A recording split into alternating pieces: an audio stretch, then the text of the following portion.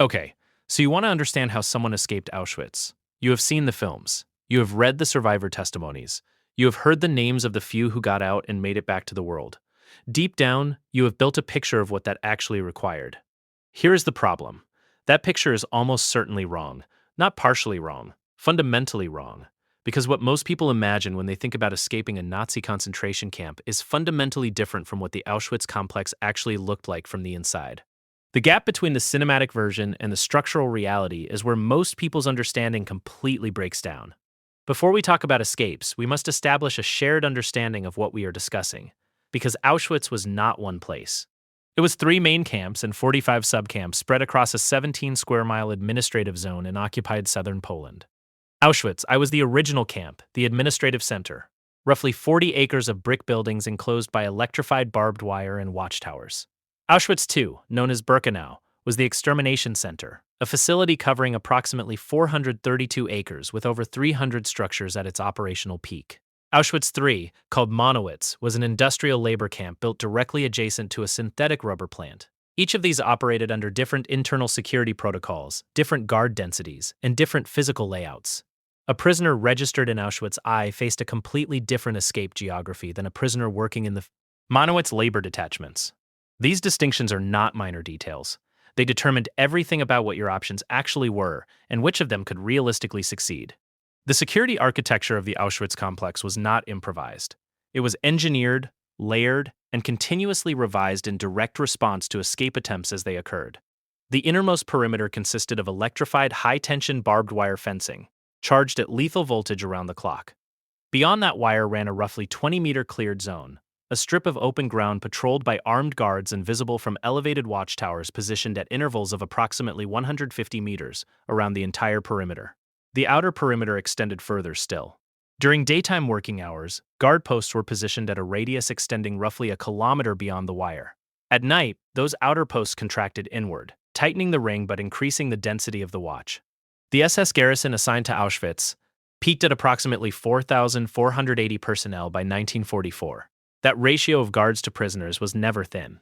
Between 1940 and 1945, the Auschwitz-Birkenau State Museum's documented records identify 928 escape attempts from the entire complex. Of those, 196 prisoners successfully escaped and were never recaptured. That number represents a success rate of roughly 21% of all attempts. Read that carefully. It does not mean that 21% of people who tried escaped. It means that of the 928 documented attempts, fewer than 200 resulted in confirmed permanent freedom. The other 79% were either killed during the attempt, captured in the immediate pursuit, or returned to the camp by civilians in the surrounding area. The SS paid local Polish civilians in goods and food for returning escaped prisoners. That incentive structure was deliberate. It extended the security perimeter into the civilian population itself, turning the entire region into an extension of the camp's enforcement apparatus. Now understand what the first 48 hours looked like when your absence was discovered. The moment a prisoner was found missing at roll call, the camp commander activated a search protocol called the Grosse Postenkette, the large guard chain.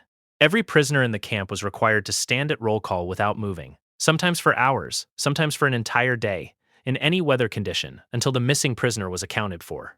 On January 6, 1942, following one escape attempt, prisoners stood at roll call in freezing temperatures for 19 consecutive hours.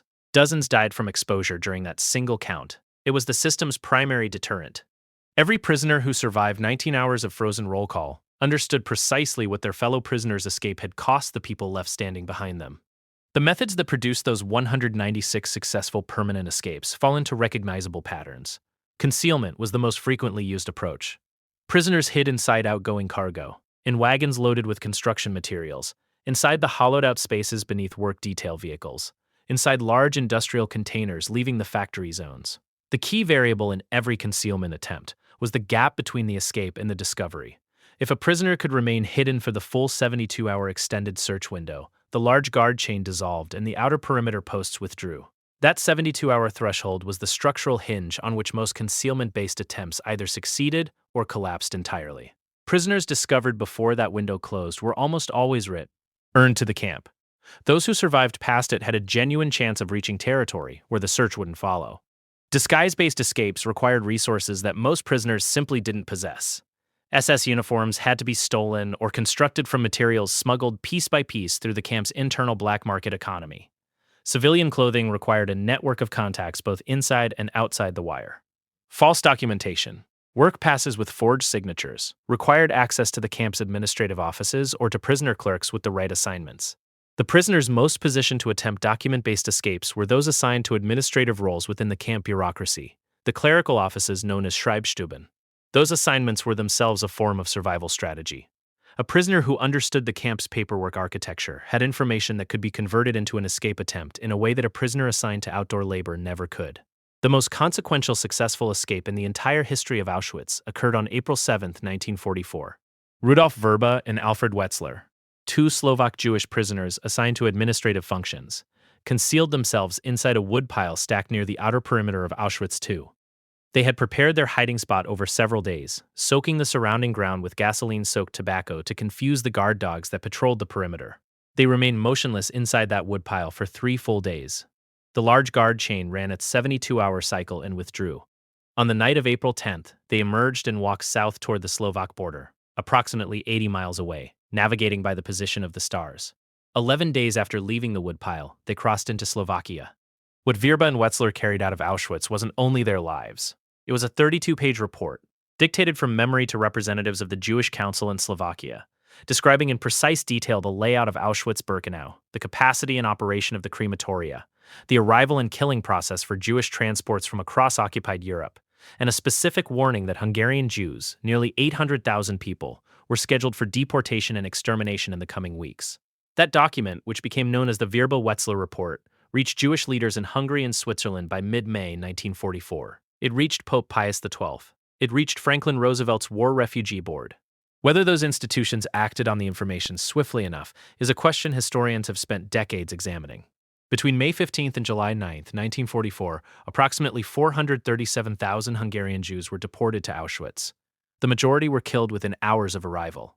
The other documented large-scale escape attempt worth understanding in structural terms was the October 7, 1944 revolt of the Sonderkommando, the prisoner units forced to operate the crematoria. These prisoners had acquired smuggled gunpowder from female workers in an adjacent munitions factory, transferring it in tiny quantities hidden under fingernails inside food containers beneath clothing seams over a period of months.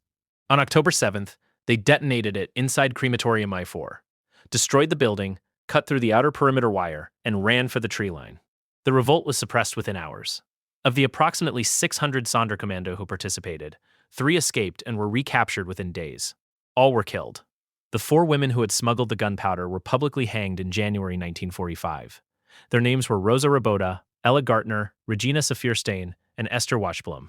The physical geography surrounding the camp compounded every attempt in ways that escape accounts rarely address with enough specificity.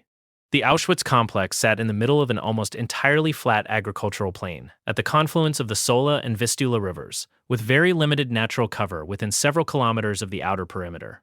The nearest significant forested terrain capable of sheltering a fleeing prisoner was miles away across open fields that local residents and German patrol units knew well. In winter, fresh snow made tracking trivially easy and exposed your route within hours. In summer, the long daylight hours compressed the windows of darkness available for undetected movement. The highest concentration of successful permanent escapes occurred during spring and fall months, when conditions offered a balance of darkness, navigable terrain, and roads that didn't preserve footprints overnight. By January 1945, the Soviet Army's advance had reached within 60 kilometers of the camp. On January 17th, the SS began evacuating approximately 60,000 surviving prisoners westward on foot in what became known as the Death Marches. The gas chambers and crematoria at Birkenau had already been ordered destroyed in November 1944. The physical evidence of their operation demolished by prisoner labor under SS supervision. On January 27th, Soviet troops of the 60th Army entered the abandoned complex and found approximately 7,000 prisoners too sick or weakened to have been marched out.